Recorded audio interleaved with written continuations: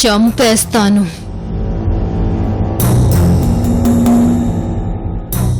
అన్నయ్య అమ్మమ్మల మధ్య ఉన్న ప్రేమని చంపేస్తాను.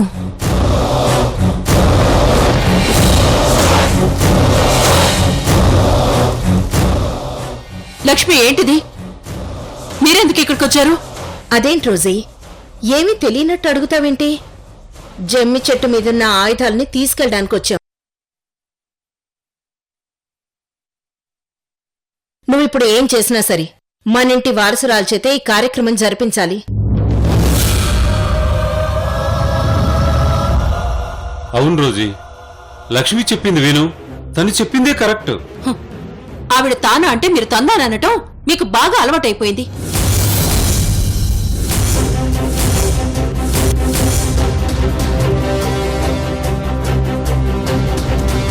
ఎవరైనా భార్యాభర్తలు కలిసి వేరే వ్యక్తికి ఆపోజిట్ గా ఉంటారు. కానీ ఇక్కడేంటో మీరిద్దరూ కలిసి నన్ను ఒక శత్రువులా చూస్తున్నారు.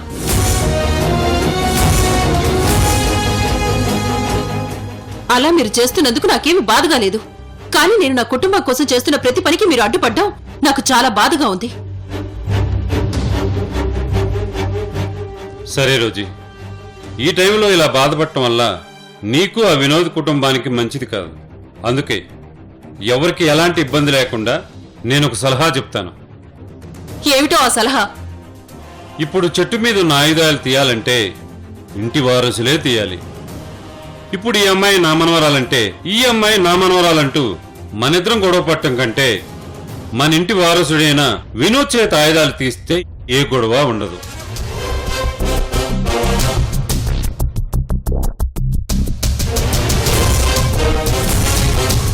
అవును రోజీ, మనింటి వారసుడిగా వినోద్ చేతే ఈ ఆయుధాల్ని తీయించడం కరెక్ట్. సరే, మీతో గొడవ పడ్డం నాకు ఇష్టం లేదు. కాబట్టి నేను దీనికి ఒప్పుకుంటున్నాను.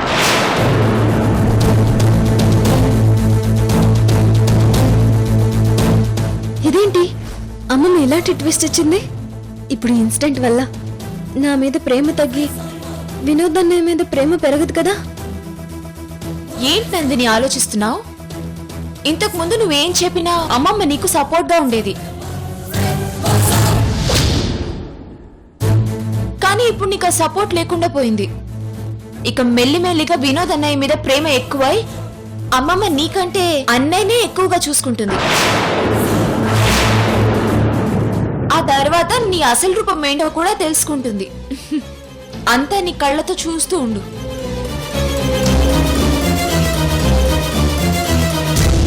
నేను ఇప్పుడే వినోద్కు ఫోన్ చేసి రమ్మంటాను. ఆగండి. మీరు ఫోన్ చేయగానే ఇక్కడికి వచ్చేయడానికి వాడు పాత వినోద్ కాదు. ఈ రోజీ మెచ్చి అసలు సిసలైన నా మనవడు. ఈ రోజు తన మనవణ్ణి ఎలా ఉండాలని కోరుకుందో అలా వినోద్ తన కాళ్ళ మీద తాను నిలబడి ఎంతో ఆత్మాభిమానంతో బతుకుతున్నాడు. ఇప్పుడు మీరు ఫోన్ చేసి పిలిచినా వాడిక్కడికి రాడు. అయితే ఇప్పుడేం చేద్దాం? ఒక పని చేద్దాం. వినోద్ దగ్గరికి లోకిని పంపిస్తే ఏదో ఒక విధంగా వినోద్ని కన్విన్స్ చేసి ఇక్కడికి తీసుకొస్తాడు. అయితే నేను ఇప్పుడు వెంటనే లోకికి ఫోన్ చేస్తాను.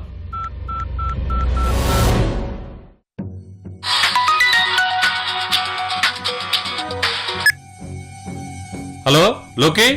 చెప్తా తయ్య.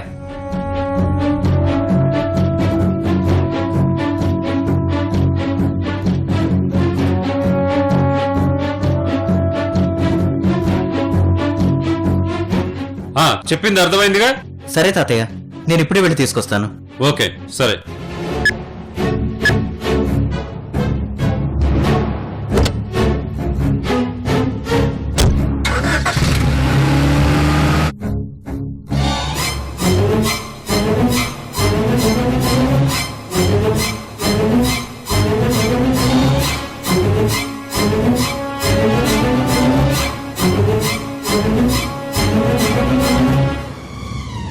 సంధ్య, ఆయుధాలు తీసుకొస్తానని చెప్పి వెళ్ళి చాలాసేపు అయింది. అమ్మమ్మ ఇంకా రాలేదేంటి? అదే చూస్తున్నానండి. అసలే గ్రాని చాలా నీరసంగా ఉంది. ఒకవేళ నీరసంతో రాలేక అక్కడే ఉన్నారేమో. నాకు అదే అనుమానంగా ఉంది.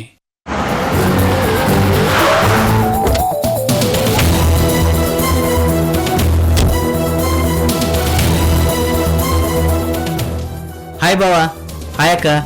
హాయ్ లోకి. ఎలా ఉన్నారు? బావున్నాం లోకి.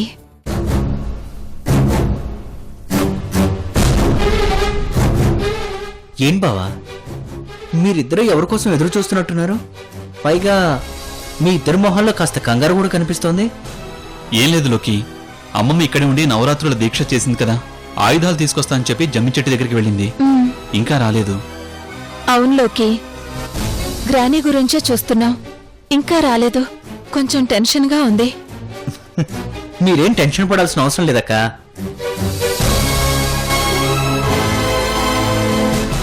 బావా, గ్రానీ అక్కడే జమ్మి చెట్టు దగ్గర ఉందంట. నిన్ను కూడా జమ్మి చెట్టు దగ్గరికి తీసుకురమ్మని తాతయ్య నాకు ఫోన్ చేసి చెప్పాడు. నేను కూడా అందుకే వచ్చాను ఇక్కడికి. తాతయ్య నన్ను తీసుకురమని చెప్పడం ఏంటిలోకి, నాకేం అర్థం కావట్లేదు. ఏం లేదు బావా, ఈ ప్రపంచంలో ఏ ప్రశ్నకైనా సమాధానం క్లారిటీగా దొరుకుతుంది. కానీ మన కుటుంబంలో మాత్రం ఒక ప్రశ్నకి సమాధానం ఇంతవరకు దొరకలేదు.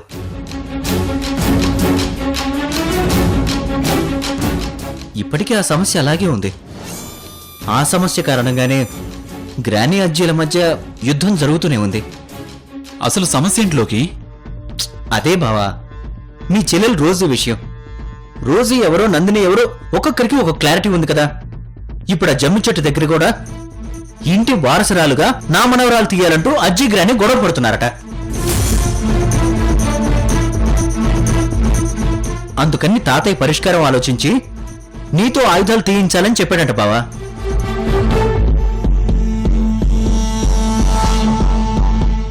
అందుకు ఇద్దరూ ఒప్పుకున్నారట. వెళ్దాం పద బావా. నేను రానులోకి. రావా? ఎందుకు బావా? ఇదివరకు వాళ్ళ మనవడిగా ప్రతి పని వాళ్ళకి చెప్పి చేసేవాణ్ణి. కానీ ఇప్పుడు వాళ్ళకు దూరంగా, వాళ్ళతో ఏ సంబంధం లేకుండా బతుకుతున్నాను. వాళ్ళ మనవడిగా కాకుండా వినోద్లో ఉండటానికి నేను ఇప్పుడు ఇష్టపడుతున్నాను. ఇప్పుడు నేను మళ్ళీ నీతో అక్కడికి వచ్చి ఆయుధాలు తీశానంటే వాళ్ళ మనవడిగా మళ్ళీ ఆ బంధం ఏర్పడుతుంది. అది నాకు ఇష్టం లేదు లోకి. కావాలంటే వేరే ఇంకెవరితోనైనా తీయించుకోమని చెప్పు. నేను మాత్రం రాను. బావా, తాతయ్య నువ్వు ఇలా మాట్లాడతావని ముందే చెప్పాడు. అయినా సరే నిన్ను కన్విన్స్ చేసి తీసుకురమ్మని కూడా చెప్పాడు.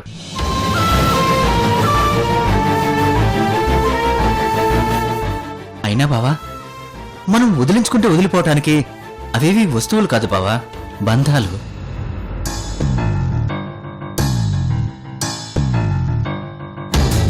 వాటికి మనం దూరం అవ్వాలన్నా దూరం కాలేం బావా. ఎందుకంటే నీలోనూ ఉంది వాళ్ళ బ్లడ్డే కాబట్టి.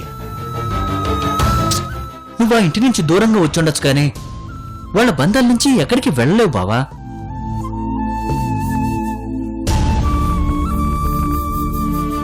ఇప్పుడు నువ్వు రాకపోతే మళ్ళీ ఇద్దరి మధ్య గొడవ మొదలవుతుంది. వాళ్ళు ఎంత పందొత్తో ఉంటారో నీకు తెలుసు. పైగా గ్రానీ దీక్షలో ఉంది. ఈ సమయంలో ఇలాంటి గొడవలు జరగటం గ్రానీ ఆరోగ్యాన్ని కూడా అంత మంచిది కాదు బావా. నువ్వు అక్కడికొచ్చి కేవలం ఆయుధాలు తీసివచ్చు చాలు. తిరిగి ఎప్పట్లాగే ఉండొచ్చు.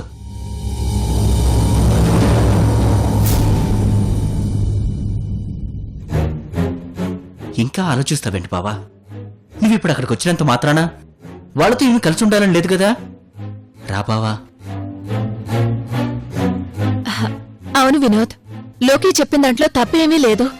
పైగా ఆయుధాలు తీయడం వారసుడిగా అది నీ బాధ్యత కూడా. నువ్విప్పుడు ఆలస్యం చేస్తే అక్కడిద్దరి మధ్య మళ్ళీ గొడవ కూడా జరగొచ్చు. నేను నీతో పాటు వస్తాను. వెళ్దాం పద వినోద్.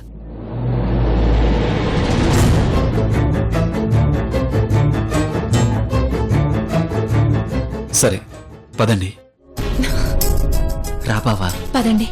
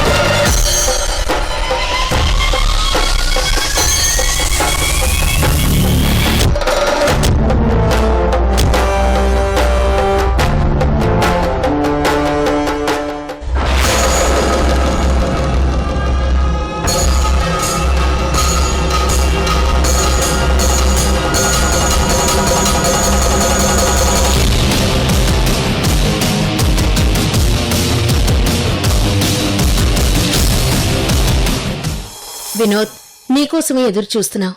నువ్వే ఆ చెట్టు మీదున్న ఆయుధాలు తీయాలి.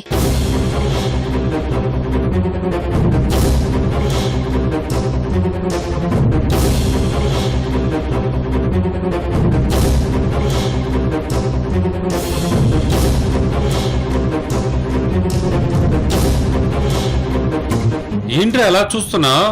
ఈ చలసాని వంశానికి వారసుడు నువ్వే. వెళ్ళి జమ్ము చెట్టు మీద ఆయుధాలు తీ.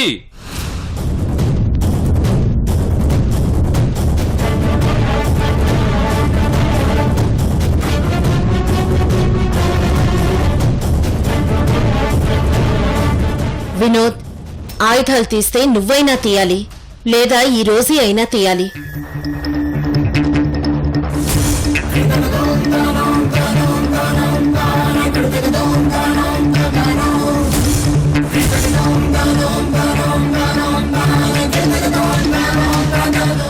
ఇంకా ఆలోచిస్తున్నావేంటి బావా? వెళ్ళు.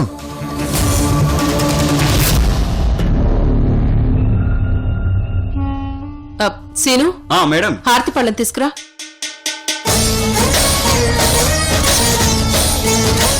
సంధ్య తీసుకో.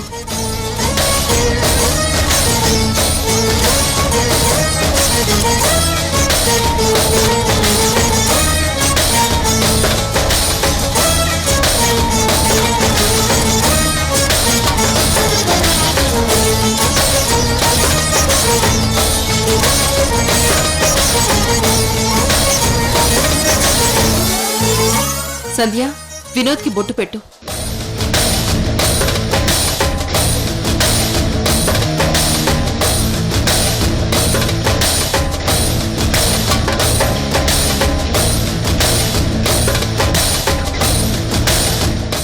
చూడు వినోద్, పూర్వం మన రాజులు ఈ విజయదశమిని చాలా ప్రత్యేకంగా జరుపుకునేవారు.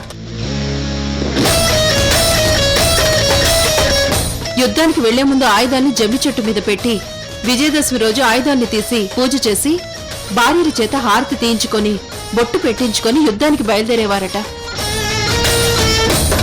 వినోద్, జమ్మి చెట్టు మీదున్న ఆయుధాన్ని తీసుకురా. అలాగే అమ్మమ్మ.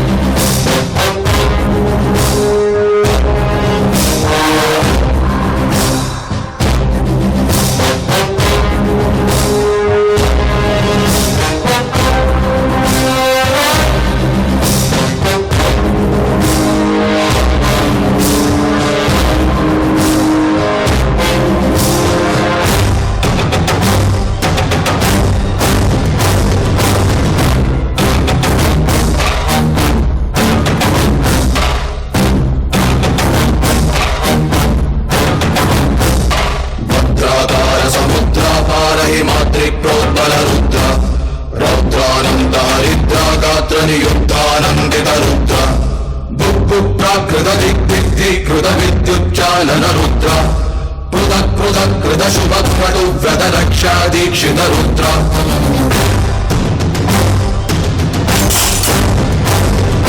శక్తిపీఠ సంరక్షణ రుద్ర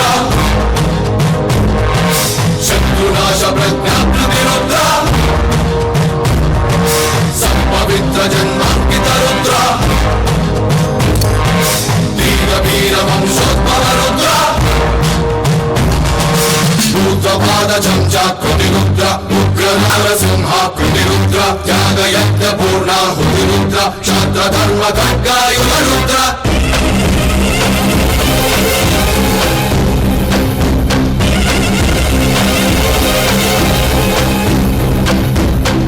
రుద్ర మృత్యుంజయ రుద్ర కాల రుద్ర జ్వాలామయ రుద్ర లోక రుద్ర ఏకాదశ రుద్ర అగ్ని రుద్ర అధిభీషణ రుద్ర ప్రాణ రుద్ర పంచానర రుద్ర ప్రళయ రుద్ర రుద్ర సంచలచ్చలద్గణ రుద్ర రుద్ర ప్రస్ఫుట జగద్దిగ రుద్ర రుద్ర దిగ్దిగంత దీపిక రుద్ర విశ్వశాంతిహిత రుద్ర మహాశక్తియుత రుద్ర. వినోద్, ఆయుధ పూజ అయిపోయింది కదా, ఆ కొబ్బరి నీళ్లు తాగించి మీ అమ్మమ్మ ఉపవాస దీక్ష పూర్తి చేయించు. అలాగే అజీ.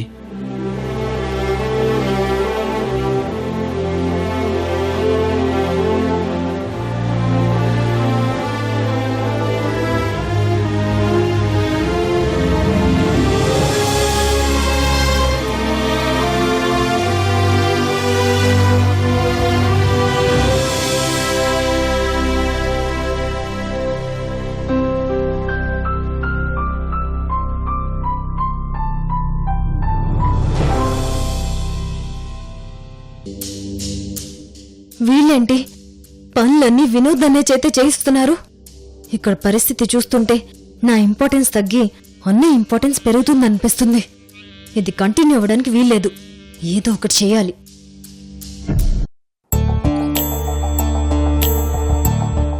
వినోద్, 9 రోజులు నా పూజ కోసం నువ్వు సంధ్య ఎంతో కష్టపడి అన్నీ అరేంజ్ చేశారు.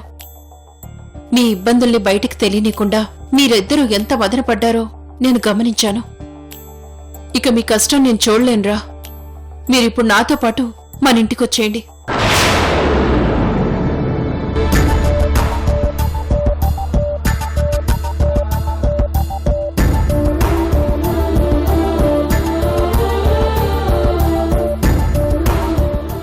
సారీ అమ్మమ్మ, మేం కాస్త ఇబ్బంది పడ్డ మాట నిజమే, కానీ అది మా అమ్మమ్మ కోసమే కదా అన్న తృప్తి మాకుంది. అవును గ్రానీ, మేము దాన్ని ఇబ్బందిగా ఫీల్ అవడం లేదు. అవునమ్మమ్మా, ఈ లైఫే మాకు తృప్తిగా ఉంది. అందుకే మేం మీతో పాటు రాలేము.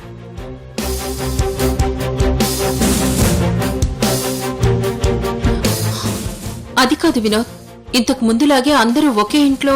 సారీ అమ్మమ్మా, ఇక ఆ టాపిక్ వదిలేసేయి. రేయ్, పోనీ మాతో పాటు మా ఇంటికి వచ్చారా? ఆ ఇంటి నుంచి కూడా మేము బయటికి గెంటేపడ్డాం తాతయ్య. అందుకే మా బతుకు మేము బతుకుతున్నాం. దయచేసి మమ్మల్ని పిలిచి ఇబ్బంది పెట్టకండి ప్లీజ్.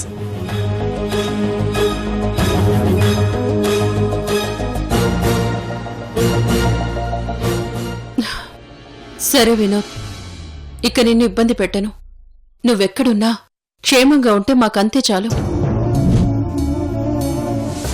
రోజీ, పదమ్మా.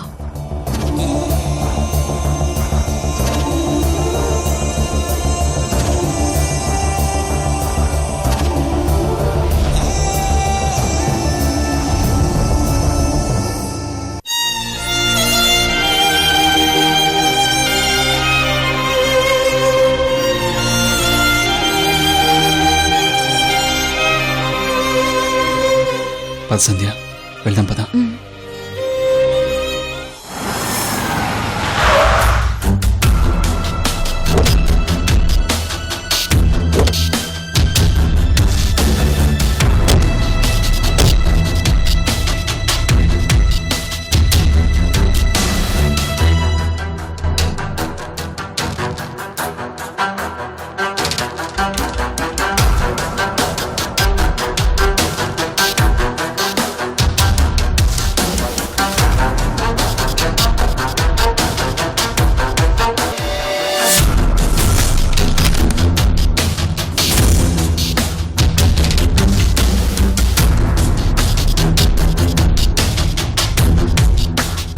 హాయ్ సిద్ధు.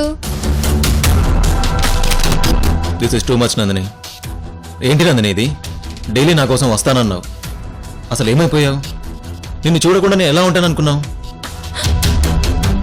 సిద్ధు, నాకు కూడా నిన్ను చూడాలని ఉంటుంది సిద్ధు. కానీ నా సిచ్యువేషన్ కాస్త అర్థం చేసుకో.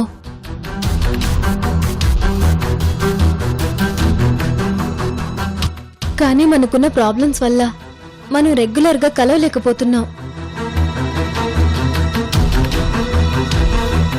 అక్కడి నుంచి తప్పించుకొని నీకోసం రావాలని, నిన్ను చూడాలని, నీతో ప్రేమగా గడపాలని నేనెంత తపిస్తున్నానో నీకేం తెలుసిద్దు. నన్ను అర్థం చేసుకోకుండా పైగా నా మీదే సీరియస్ అవుతున్నావు.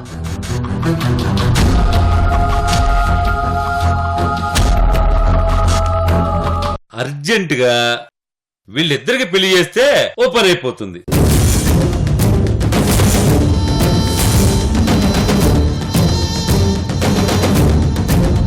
అవును చెల్సాని గారు, మీరు చెప్పింది కరెక్ట్.